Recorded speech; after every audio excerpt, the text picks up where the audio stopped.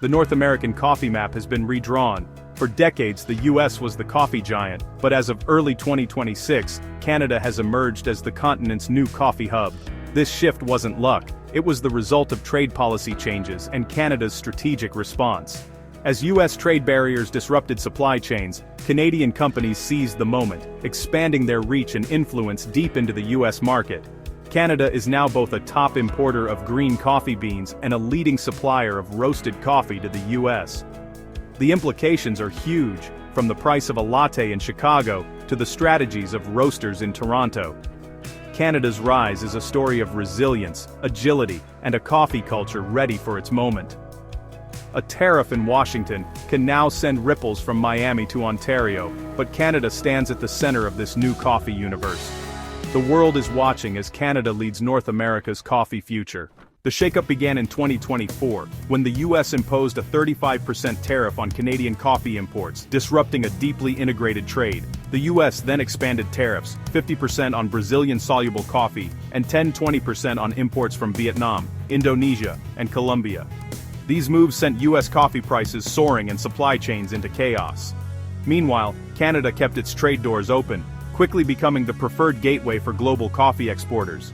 Shipments that once went to U.S. ports were rerouted to Montreal, Vancouver, and Toronto. The result? A two-tiered market. Rising prices and uncertainty in the U.S., stability and opportunity in Canada. Canadian roasters could import beans without penalty, giving them a major cost advantage. They roasted, packaged, and supplied coffee at lower costs, setting the stage for a Canadian takeover. The U.S. built tariff walls, Canada built bridges, and seized the market. This was the turning point that made Canada North America's coffee powerhouse. Canadian coffee companies faced a choice: absorb tariffs, pass costs to customers, or innovate. They chose innovation. Mother Parkers Tea and Coffee, a Canadian giant, ramped up its Texas roasting facility to bypass tariffs and keep serving U.S. clients. This wasn't just survival, it was expansion. Under CEO Danielle Barron, Mother Parkers invested in new technology and facilities. Their upcoming plant will produce super-concentrated coffee extracts for the booming cold and ready-to-drink markets. This forward-thinking approach turned volatility into growth. Other Canadian roasters followed suit, expanding U.S. operations or partnering with American firms. They leveraged stable access to global beans and operational expertise to outmaneuver disruption. Strategic investment and agility allowed Canadian companies not just to survive, but to thrive. The result: Canadian firms now lead the North American coffee industry. Their story is one of bold moves and smart adaptation. Canada's coffee sector is now a model of resilience and innovation. U.S. coffee demand is strong, but tariffs have made it reliant on Canadian roasted beans, especially in niche markets like decaf. Canada, with one of the world's highest per capita coffee consumption rates, has a mature, loyal customer base. Older Canadians drive the hot coffee market, while younger consumers are shifting rapidly to cold beverages. Among 18 to 24-year-olds, 62% of out-of-home coffee purchases are now cold drinks. This generational shift is pushing roasters to innovate with cold brew, iced lattes, and ready-to-drink options. Canada's established coffee culture gave its roasters the scale and expertise to seize new opportunities. The U.S. trade disruption opened the door. Canada's adaptability let them walk through it.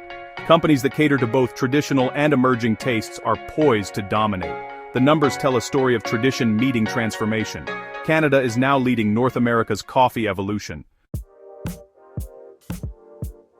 Cold coffee is no longer a trend. It's the new normal, especially for younger consumers. The industry is investing in technology to produce high-quality cold coffee at scale. Mother Parkers' new facility will create shelf-stable coffee concentrates, making cold drinks easier and cheaper to serve.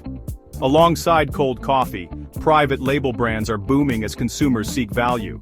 Store brand coffees now rival national brands in quality, eroding old loyalties. Canadian roasters, with their scale and efficiency, are ideal partners for retailers' private label programs. By delivering both innovation and value, Canadian companies have embedded themselves in the U.S. retail landscape.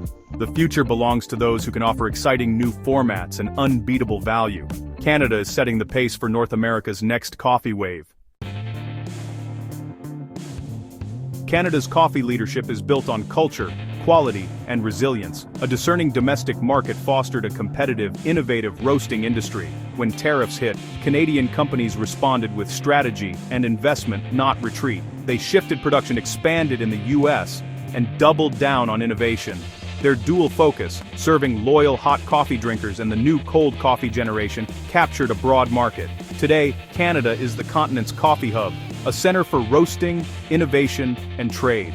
The coffee crown now sits north of the border. The world is watching Canada's next move in coffee.